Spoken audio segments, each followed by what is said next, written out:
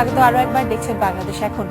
তাজুল ভাই, বিরতির আগে আপনাকে আমার যে প্রশ্নটা করার ইচ্ছা ছিল সেটা যে সবাই যেটা বলছেন যে বাবা মা সময় দেওয়ার বিষয়টা, বাবা মা সন্তানের সাথে বেশি সময় কাটানো, কিন্তু এখনকার যেরকম পরিস্থিতি প্রেক্ষাপট, বাবা মা দুজনেই চাকরি করে, এরকম পরিবারের সংখ্যাই অনেক বেশি।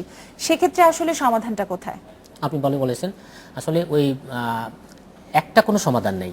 আমি খুব জেনারেলাইজ বাই যে কথাগুলি বলি যে আত্মহত্যা প্রতিরোধের জন্য বা এটাকে কমিয়ে আনার জন্য যেটা করতে হবে সেটা রাষ্ট্রের সমাজের কিছু ভূমিকা আছে, সেটা আমরা আজকে আলোচনা করতেছি না, কিন্তু পরিবারে যে কথাটা আছে সেটাই আলোচনা শেষ করতেছি।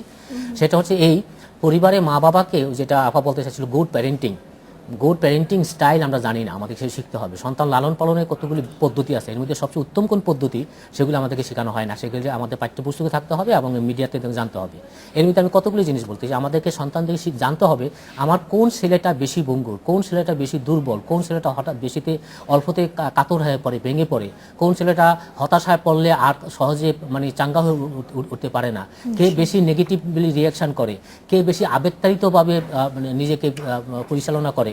এরকম যে ভঙ্গুর এবং দুর্বল প্রকৃতি যারা আছে, আবেগগত সমস্যা, আচরণগত সমস্যায় আমাদের সেই সন্তানগুলি আছে, সেই সন্তানগুলির দিকে আমাদেরকে বিশেষভাবে ফোকাস দিতে হবে এবং তাদেরকে, যেটা বলছিলেন, তাদেরকে বেশি সময় দিতে হবে। তাদের আবেগগত মানসিক অবস্থাটা, মন মেজাজটা কখন কীরকম থাকে, কখন বিষণ্ণতা আসে, কখন হতাশা আসে, এবং তাদেরকে আমরা তাদের কাছ থেকে আমরা যেটা জীবনের শিক্ষা দিয়ে দিতে হবে যে জীবনে শুধু কেবল অর্জন এবং সাফল্যটাই বড় কথা নয়, জীবনে ব্যর্থতাও জীবনে আসে, জীবনের মানে আমাদের নিজেদের দৃষ্টিভঙ্গি আসলে পরিবর্তন করাটা অনেক বেশি জরুরি।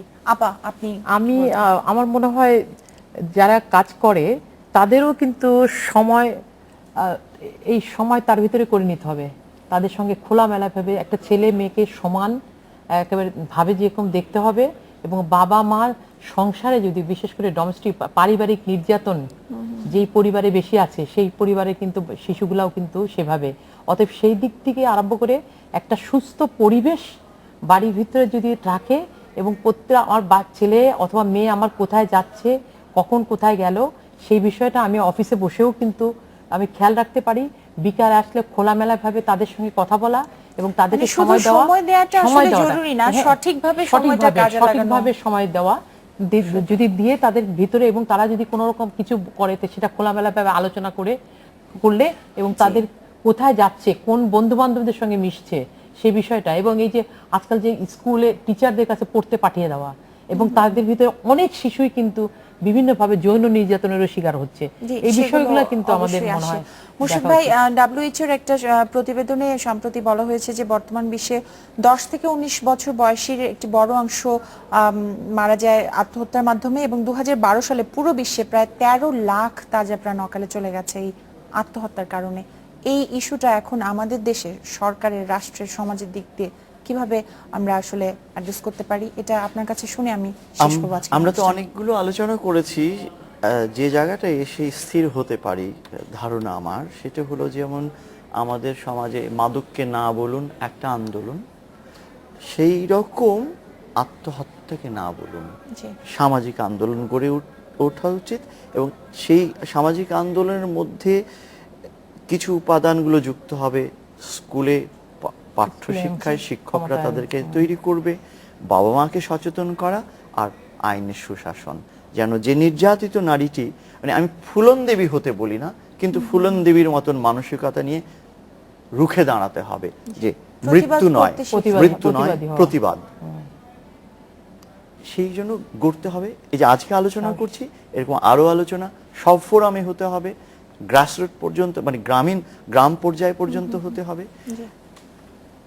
তাহলেই বোধহয় এই ধারাটাকে, ট্রেন্ডটাকে কমিয়ে আনা সম্ভব। নির্মূল তো হবে না, আত্মহত্যা জাপানো হারিকিরি করে। ছোট্ট করে পশ্চিমা সংস্কৃতির প্রভাবের কথাটা অনেকেই বলে থাকে যে এটার কারণেই অনেক সমস্যা হচ্ছে, এটা কি আপনি কিভাবে? পশ্চিমা সংস্কৃতি বলতে কি, ওই যে বস্তুবাদী, অনেক পাওয়া, সেলফিশ হয়ে ওঠা, সেই জায়গাটা পশ্চিমা সংস্কৃতি কোনটা, যে লম্পঝম্প গান বাজা, সেইটা না। আমি বলছি যে পশ্চিমা সংস্কৃতির একটা বড় উপাদান হচ্ছে সেলফিশ হয়ে যাওয়া, এক কেন্দ্রিক। এই এক কেন্দ্রিক ভাবধারাটা এখানে প্রকট হয়ে উঠছে, এটাকে এইভাবে ঠেকানো যাবে না।